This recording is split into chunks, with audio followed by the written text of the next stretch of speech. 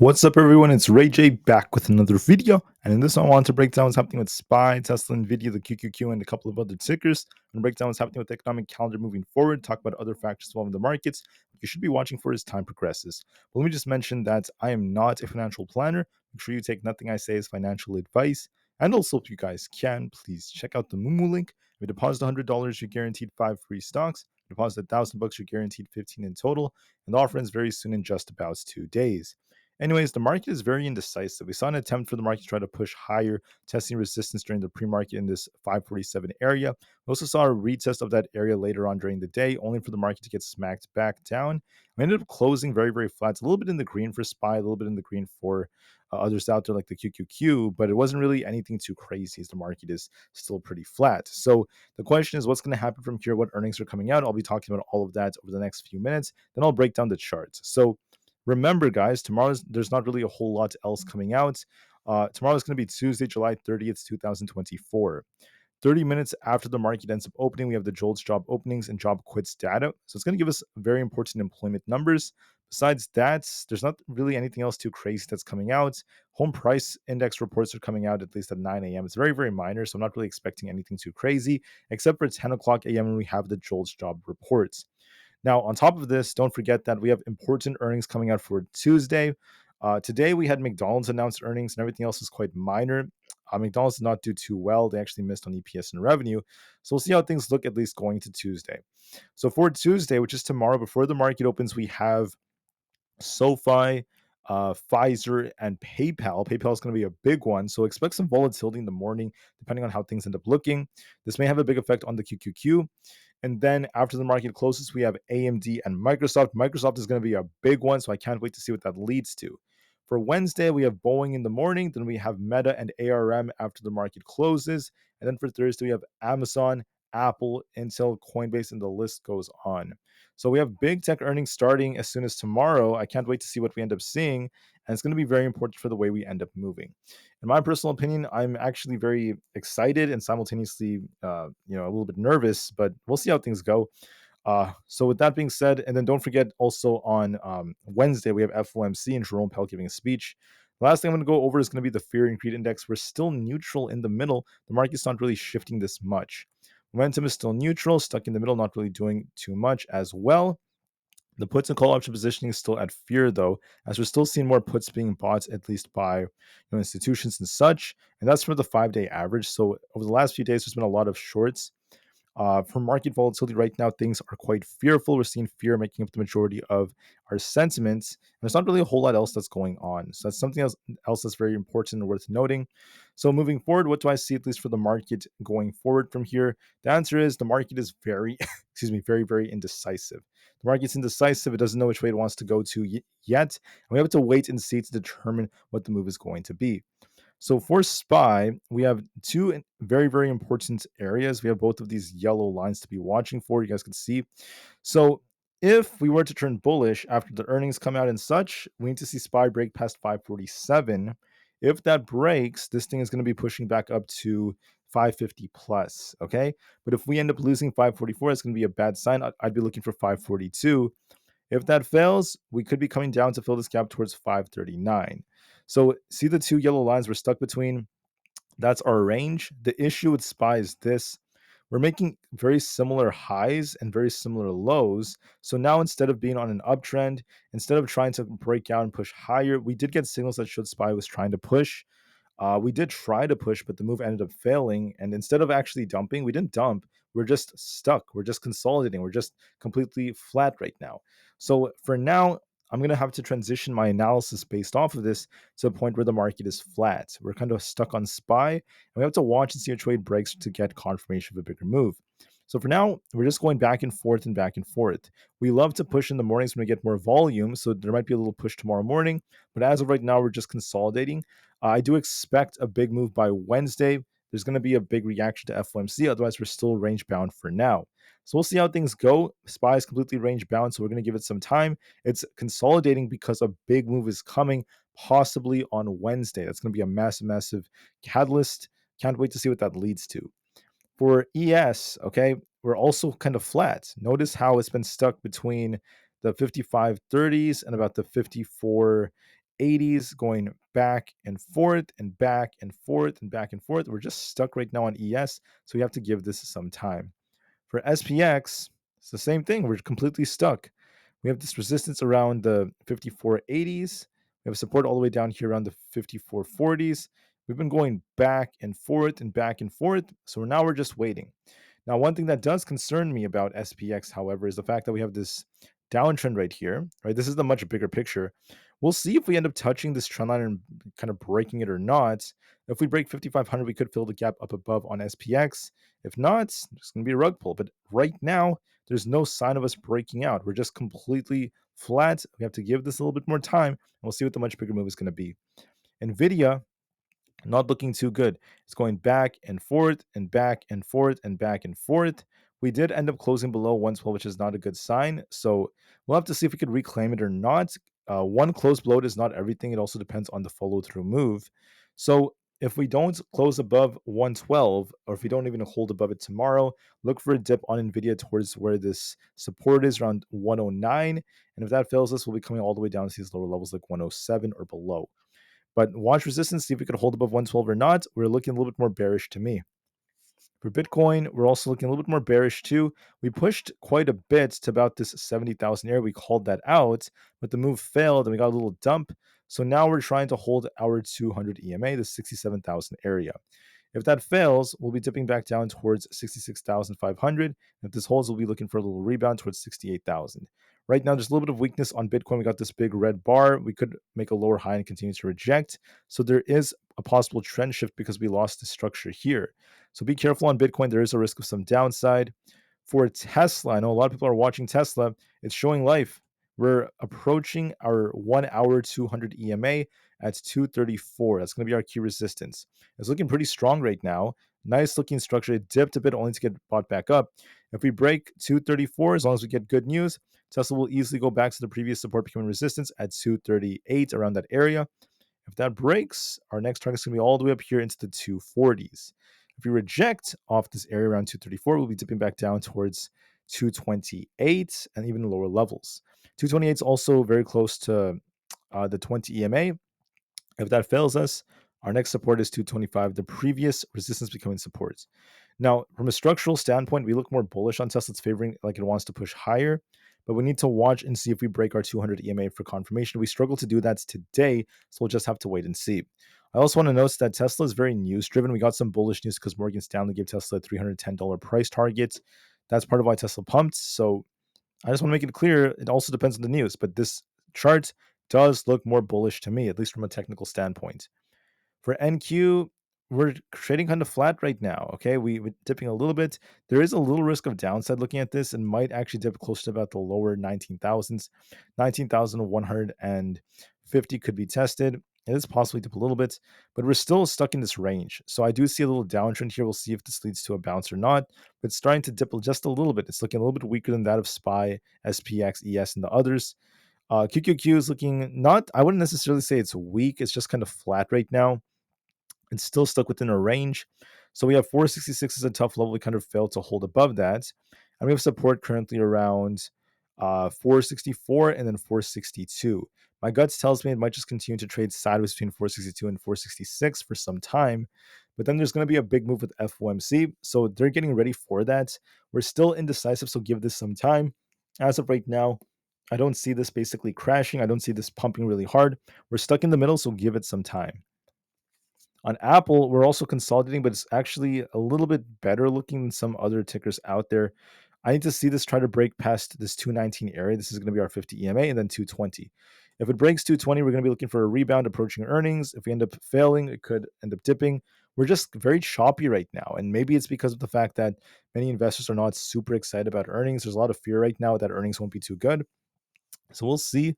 There's been a lot of misses, right? Tesla missed on EPS, for example. Other stocks also missed. McDonald's has been missing so far, and we'll have to see how things go with other tech stocks. But just wanted to call that out. Even Google dipped after earnings because of its because of its YouTube ad revenue. So just wanted to call that out.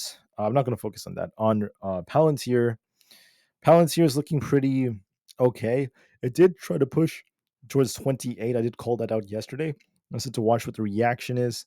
We ended up pushing to almost 28 only to reject. So it hasn't really gone that break.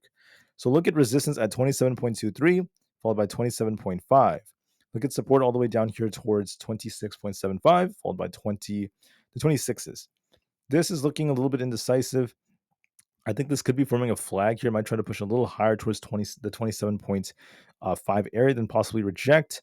So a little pop and drop might be coming, and I think we could be dipping a little bit lower. So this also kind of resembles like a head and shoulders. This could be like a left shoulder. This could be like a head, and we could be forming like a right shoulder. So I think we might just chop around for a bit, and there is going to be a risk of some downside. So look for a little push and chop, and we'll see how we end up reacting to these 50 EMAs. That's going to be around the 27.23 to 27.5 area. So look for a little push, a lot of chop, and then eventually a drop for a possible symmetrical structure. Super micro, we closed just under 700, so it's still not looking that great. We did push to 730 in the morning, so I said that there was likely going to be a push coming. The push came, but the issue is it didn't last. And that's the thing about technical analysis. We could be looking like we have nice moves forming, but then within a day, the market could completely flip-flop. So you have to be very open-minded to that. It's a very, very volatile market. Just because I'm bullish one day, it might be showing signs of a push, but that doesn't necessarily mean that the market's going to remain bullish for the entire day. It could completely flip-flop. So, for example, on this chart, we were looking pretty good right here. I was anticipating a little bit of a push towards the 730 area. This is the level I had marked here. And then we did push. If you look at this, we did actually touch 730. The push came in the morning, and then as time went on, it just dumped. So once again, sometimes that happens. You have to be open-minded during these tests. And, we can't predict every single thing the market will do. I can't always predict the news, but I'll tell you this, sometimes we could call, or at least the majority of the time, we do tend to call these moves. And now we're going to be very, very patient. So Rivian is trying to kind of rebound with Tesla. I think we could be testing 6.43 tomorrow, looking at the 1 hour structure. There's a good chance we might try to push higher, but then it's going to chop around most likely. It's going to be kind of choppy, so I have to be a little bit patient with this. SoFi, we have earnings tomorrow, so it depends on earnings. Technically speaking, we have a nice looking structure, possibly like an inverse head and shoulders. But we'll see, guys. I mean, it depends on earnings. Will we see a pump all the way up to about the high 7s to 8? Are we about to get a big rug pull? I don't know, guys. It depends on earnings. This chart is kind of like in the middle, could go either way. It doesn't favor one side too much, so we'll just have to wait and see. Now, the IWM pushed a bit, but I called out this resistance. I was hoping we'd break 227 to start pushing to the 230s. Instead, we rejected. It actually came short of that move. So there are two possibilities, okay? This rejection is either about to continue and drag the IWM lower. If we lose 220, that's going to be confirmation that 218 or below is coming. However, it could also be a possible cup and handle, right? We could be forming like a cup and handle like structure. This could be like a cup, and then this could be like our handle. And simultaneously, this could be like a little uptrend that's forming. So it all depends, right? It all depends. So I would say that whether this is a double bottom or not, whether it is a cup or handle, it all depends on what we get from FOMC possibly. And I think we might see a lot of chop for now. And I think that FOMC is going to be the big catalyst for this. But small caps could run later on. It could just be a little bit of a fake out. We could still get a little rebound later. It all depends. So watch 222 as resistance. If that breaks, 224 could be coming all over again. If we end up losing the support at 220, I'll be looking for 218. So I think that with this cup and handle, it's possible we dip a little bit and then try to rebound. So we'll have to see if that ends up being the case or not. So just be open-minded and patient nonetheless. For AMD, in my opinion, is just kind of trading sideways. Unfortunately, guys, it's not really doing much. It's very, very indecisive. We grab liquidity here only to dip. So let's see a retest of our 20 EMA 140. If we don't hold that, it might dip a little bit more towards like 138. So there could be a small dip coming if we fail to hold above 140. But like I said before, it's very, very range bound. It might just remain range bound. So we'll just have to give it some time. For ARM is on a bit of a downtrend right over here. We're continuing to fall, so there's going to be a risk of some downside. There's also like a little bit of a bearish wedge. I also called downside yesterday on the chart. But one concern is that this could be, dipping off a head and shoulders.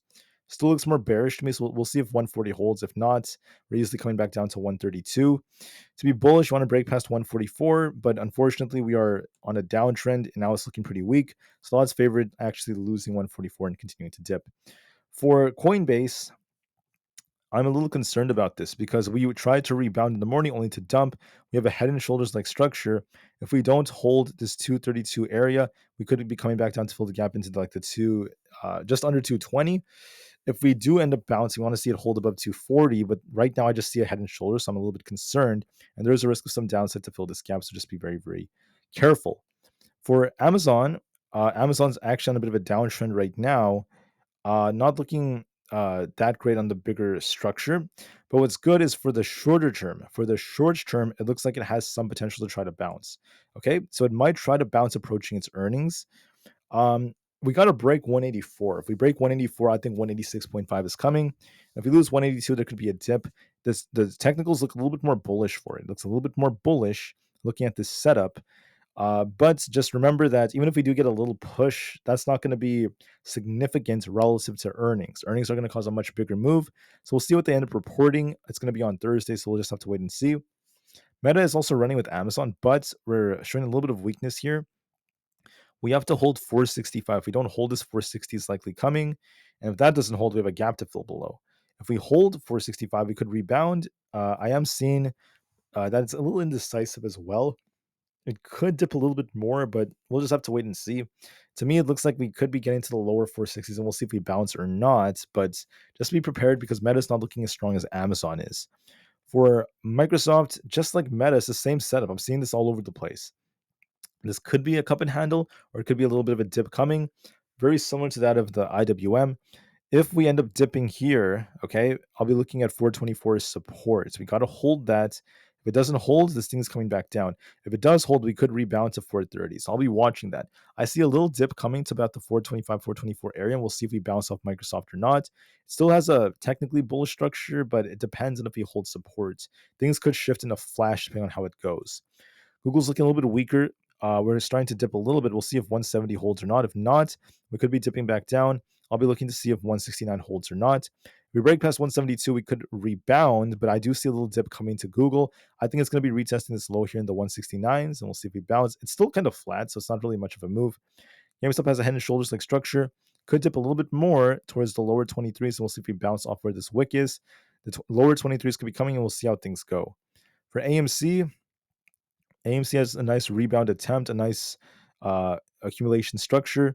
If we could hold past 5.12, we'll look for a little rebound towards 5.25. If we lose this, we'll be dipping back down towards 5.02. So we'll just have to see how it goes.